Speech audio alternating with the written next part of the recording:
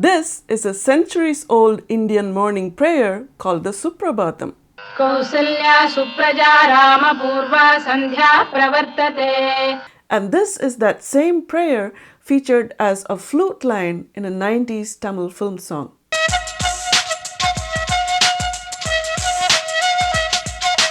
Composer Rahman and team have changed up the chant like a Picasso painting. How did the audience end up recognizing the altered version, and what's the point of altering something so sacred? Let's find out in this episode. Welcome to the Suwai Sounds channel. I'm Sukrish. In the world of visual arts, after the time of Picasso, it's very common to significantly change the appearance of the subject. Picasso is studied for his technique of using the bare minimum to represent the subject. Visual artists have become so good at altering someone to the bare minimum and still making you recognize who it is. On the other hand, the music world typically does not change a pre-existing tune that needs to be recognized by the audience. If someone wanted to make a comedy or a parody scene with this iconic theme music, they would play it without changing the main melody.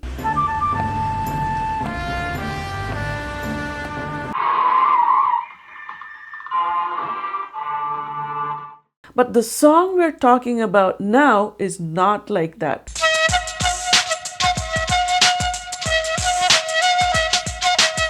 That was supposed to represent the most famous line, the beginning line of the Suprabhatham prayer. Kausalya Supraja Rama Purva Sandhya Pravartate.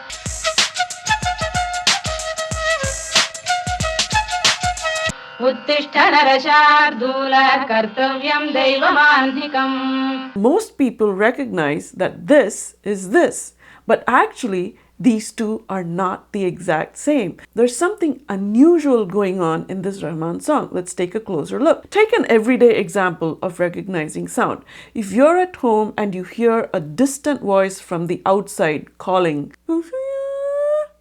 the word is not clear, but still you're able to make it out as Kausalya because you have the context. You know your mother's name is Kausalya, and the way, the intonation of the voice, the way they deliver the sound. Now suppose the voice had said Kausalya with the emphasis on the sal part of the name, it would not be possible to recognize that because nobody says the name Kausalya like that in India, right? We say Kausalya. We don't say Kausalya, right?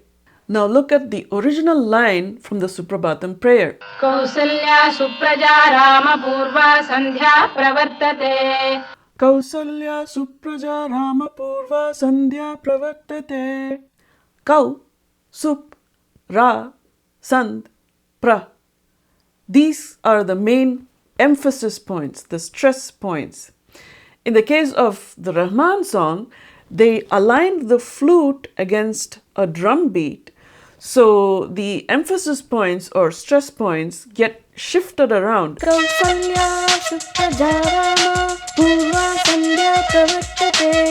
Many of the stress points are messed up from the original.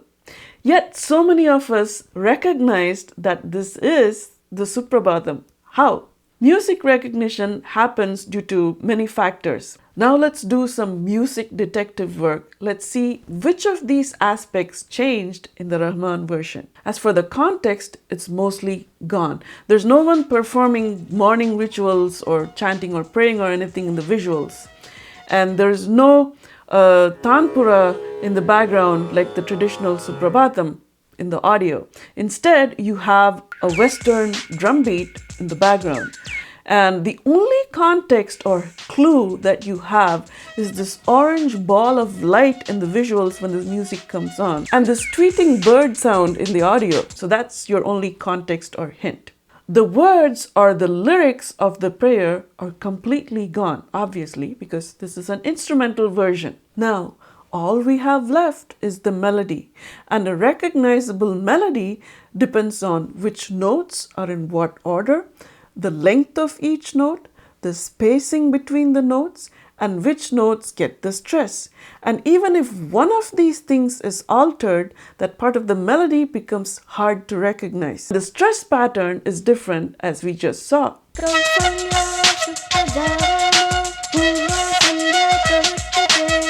So we can remove this part because it's different from the original and not helping with the recognition. The length of the notes is changed in some places. It's almost like you can do a shoulder dance against a Western beat. It's like Kartavyam Devamahikam. It's kind of a spotty delivery. Dun, dun, dun, dun, dun, dun, dun, dun, with shortened lengths for each note and more space between the notes, instead of the original, which is like Kartavyam Devamanhikam. You see that long, flowy delivery of the original, right? So we can remove this part because it's so different from the original. The last remaining part, this is the same as the original in all aspects of the melody.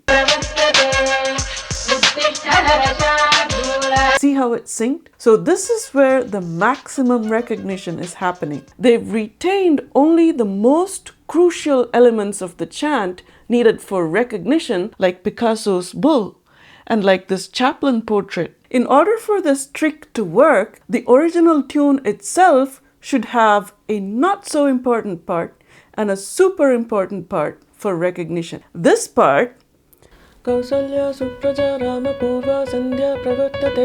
it's just two notes alternating for a long time, and the brain forgives it if you mess it up a bit. But when you get to this part, that is the most iconic part of the original tune, like Chaplin's mustache, and as long as you retain that part, we'll recognize it. A.R. Rahman and the flutist, most likely Naveen Kumar, have done something radical here. This was not just about aligning the tune against a new beat. This was about pushing the boundaries of what is allowed to be altered in the music world. We can say that A.R. Rahman has done a musical Picasso in this song. On this channel, we've seen how hard it can be for people to recognize altered music. Many have commented about how they missed that this song and this song were the same tune. So altering the chant in this song was a risk. That leads us to the ultimate question. What's the point of altering something so sacred and gambling with people's ability to recognize it? I have two answers to this question. First, the narrow answer focusing on this movie. They need to show that this woman is having a great morning. And what do Indians associate with the morning? The Suprabhatham. But it's not a traditional scene. This is a more modern woman running around. So boom. Modernized Suprabhatham suits the situation, right? And here's my second answer, looking at the broader picture. And I think this is a very important discussion about how we view any traditional thing as if it has existed in its latest known form for hundreds of years. What we call as the traditional Suprabhatham, the one that our great-grandparents listened to on cassette tapes or gramophone records, that itself was an outrageously modern idea at their time, because a priest's devoted chant taken out from within the temple walls and played as background music while making breakfast. Outrageous. And here's the real kicker. The temple version that the priests were chanting, that too was once a modern mashup. You see, the most famous line associated with the Suprabhatham, the one that we've been discussing this whole episode, was not an original line of the Suprabhatham. The author of the Suprabhatham took that line meant for Lord Rama from the Ramayana and placed it on top of the Suprabhatham verses meant for Lord Venkatesha. And this mashup line was not even of the same structure. And it's quite possible that the critics of his time said, you can't just insert a mismatched line. But the point of the artistic spirit is not to destroy traditional art, but to give it a new purpose. Maybe the purpose of the mashup was to ask, are Rama and Venkatesha the same? And maybe the purpose of the gramophone record was to ask, can we make the temple chant reverberate inside every Indian home? And maybe the purpose of this flute was to ask, can we show this chant as an emotion felt by every Indian in the morning? Artists will keep on changing the art as long as new purposes keep arising. Another composer has made a fusion Suprabhatham without changing the melody to fit his drumbeat, like this.